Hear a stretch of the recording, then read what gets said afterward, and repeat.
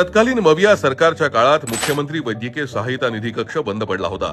मात्र मुख्यमंत्रीपदी एकनाथजी शिंदे साहेब विराजमान झाल्यानंतर तात्काळ हा कक्ष सुरू झाला आणि गरजू रुग्णांना मदत मिळू लागली।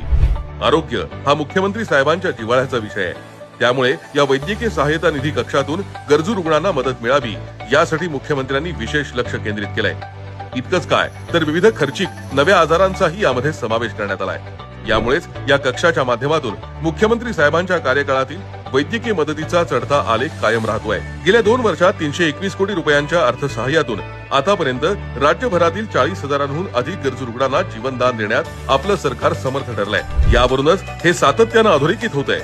मुख्यमंत्री एकनाथजी शिंदे साहेबांच्या नेतृत्वाखालील मुख्यमंत्री वैद्यकीय सहायता निधी कक्ष रुग्णसेवेत उत्कृष्ट कामगिरी करत आहे आणि हजारो रुग्णांच्या जीवनात निरामय आरोग्याचा प्रकाश आणत आहे।